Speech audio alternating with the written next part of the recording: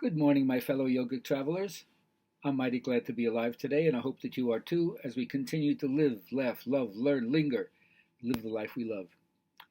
This week I've been starting off by mentioning the affirmation masters in my life and how they've influenced me to remind me, because after you hear this, hang up the phone. You got to do this yourself, to focus on thoughts that bring you joy. And we give so much attention to what we don't want that we're very powerful in attracting it. We are not really recognizing the law of attraction. That which you give your thought to is that which you bring into your life.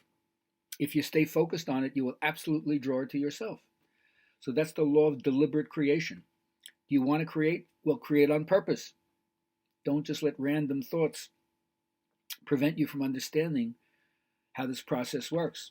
And the best way to have faith in it is by trying it, actualizing it, and seeing what happens. So I know we're all asking those macro questions. Why am I here? How can I make life better?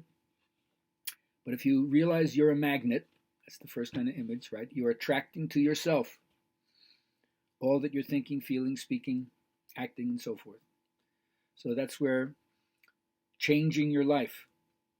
And for me, of course, yoga represents the metaphor of things that you do to currently make yourself broader in understanding through experience. So that being said, I hope you all learn to serve the values that really are important to yourself and not let your head get caught by the negativity that's on the streets, which I call the emotional plague. All right, 17 years ago, thank you, my friends out in Triangle Yoga in Chapel Hill, for allowing me to share some of the things that work for me, and hopefully they're touching on universal principles enough that you realize in some way it works for you, it fits for you as well. So the first thing is to understand that yoga is an archetypal image. The archetypes, as Jung defined them, were the organs of the pre-rational psyche, the way the deeper mind communicates through imagery, through pictures, to the surface mind. And these are living forces inside ourselves that can both protect us, take them seriously because they can save you a tremendous amount of unnecessary suffering. And to not listen to what's going on deep inside yourself, it's the cost of the peril of your soul. So each one of us is a personal ripple on the ocean of collective consciousness. And these primordial instincts are like images, or I should say, they're portraits of yourself. They're portraits of yourself. They outpicture to you thousands of years of evolution that has learned how to bridge itself from that which is within to that which is on the surface. And we have to realize that there are things that we can't see, but they make their effects known. First of all, we know the senses are limited. Look at ultraviolet and infrared to indicate beyond what we can actually see. There are spectrums of possibility that we've developed machines, prosthetic devices to realize it's there. And just as we would see in physics, they talk about a subatomic world, or a world that we can't see, but somehow the effects of that world enables us to draw some models of what it might look like. So in the same way, yoga is looking at the effects of consciousness, and it draws its own picture of what we call the imago Dei, the image of God, or in their parlance, Atmanas Brahman, that there's a light within every human being that's the light of consciousness, and it's not your own.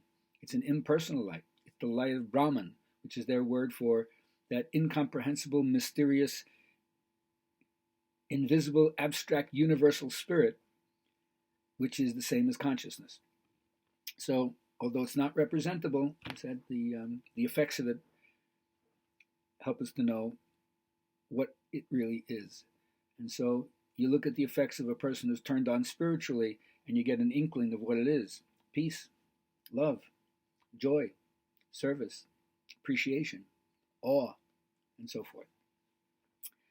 So keep your karma clean. Every act will reward itself. And in the Greek tradition, they had the idea of nemesis. Something is keeping watching you, and no offense will go unchastised, even though sometimes justice seems really slow at the level of karma.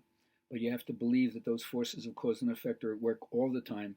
And ultimately, since nature keeps the balance of everything by itself, even what we think of as negative, nefarious, or evil deeds, it'll boomerang back upon the person who puts it out there. So Remember, life is a process and death is a completion, so get ready to change. It's no small thing to move into a new area of your life. It takes a lot of energy to die. And so I hope you all will fill out before you actually figure this out, before you get to your last moment of breath in this incarnation. And that is, since you're going to have to say goodbye, why begin or say hello? If you can figure that out, you'll know how important human connection is.